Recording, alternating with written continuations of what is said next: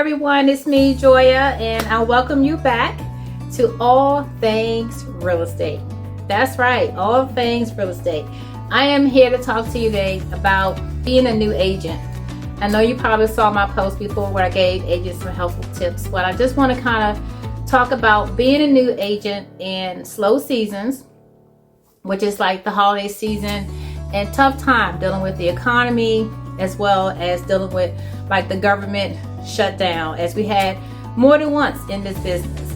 So I want to kind of talk to you about putting in the work. You know, a lot of times when things go left like this in our business and things get really slow and hard, a lot of new agents are ready to like just throw the towel in. They're ready to quit.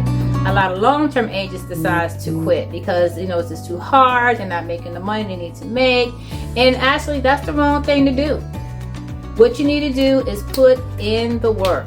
This is the time, this is the time that I always prepare myself for the next year. So I'm always networking with people, you know, going out to different holiday, events during the season of the holiday time. I'm always communicating with different lenders, contractors, title companies, different business people in my circle, outside of my circle, family and friends. I'm always doing some type of creative workshops. This is the time where you can be able to create workshops with your sellers and your buyers. You can do one-on-one appointments. You can make, calls to set up one-on-one appointments if you don't have, a lot of the money to do these things.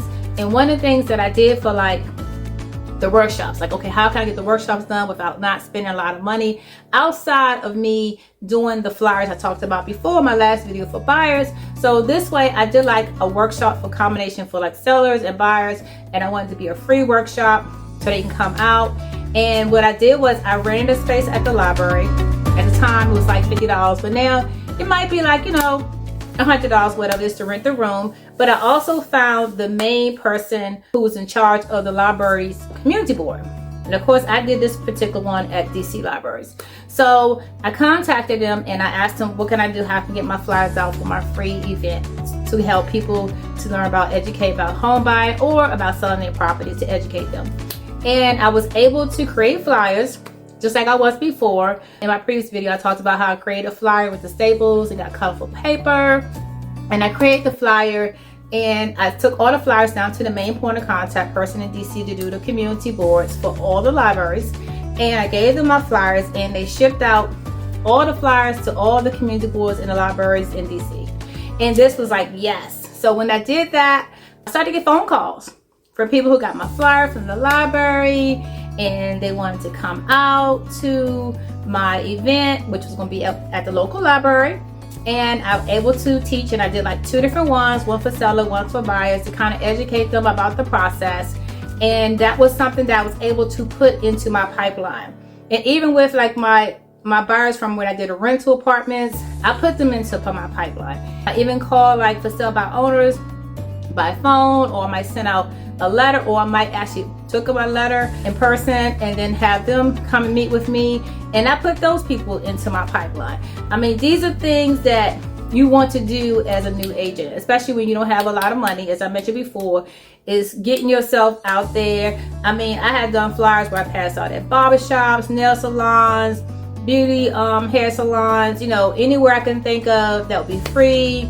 So that way they can contact me and I can get them into my actual pipeline portal. So that helped me to build up clients. So by the time when the winter break, because the slow season for us has always been between October and maybe like the end of February or March. But sometimes, as you know, February, end of January, February, a lot of things starts to come out from like grants and stuff.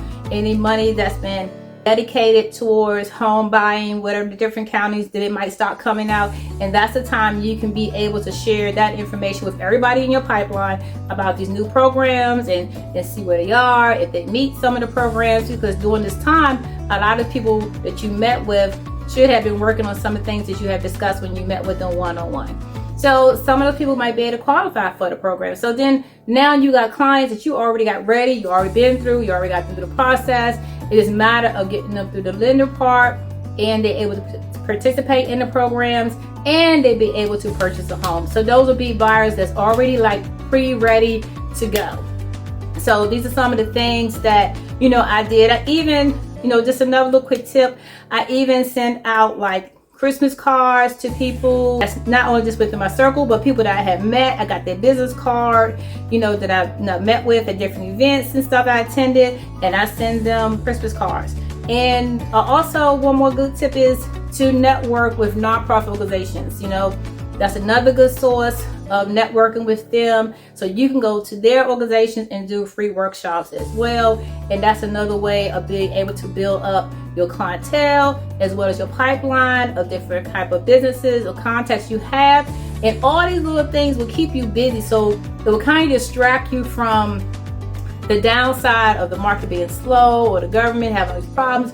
You're constantly working on yourself. And if you're not even doing any of these things I'm talking about, you can always take a class. Take a class, educate yourself, find out what's new, what's happening, what's going to be, you know, happening the next year to kind of prepare yourself for the change of the next year. So everything that you do to put in the work will definitely pay off 10 times fold. So I recommend, don't be a quitter. Go ahead, be somebody that you can have a long-term business and be able to grow and be successful in the real estate industry. Okay? Until next time, I want to make sure everybody subscribe. I will be doing this weekly, trying to give you different tips and suggestions of how to stay in business long term and be like myself. I've been in this business for 28 years and it has not always been pretty. You know, I want to make sure that you be successful. And just to give you another, I know I said I'm going to do any more tips, but I'm going to give you this one more tip to kind of help you to earn extra money. And that is, you know, a lot of times when I first got into this, I had met this young girl. She was like, oh, I can't do, you know, I'm not really into doing the buyer or the seller as an agent. She said, but she said, I do real estate part-time. And what I love was, you know, she created her own niche.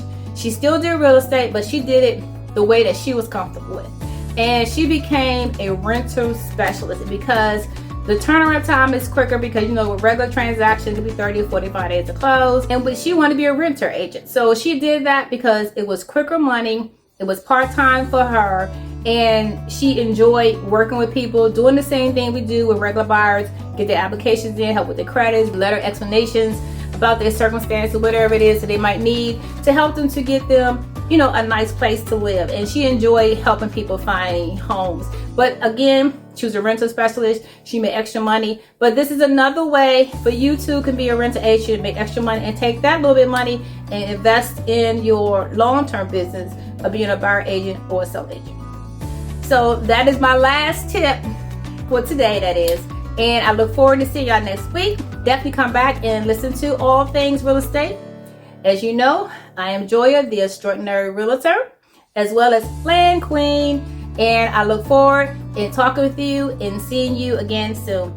Have a great day.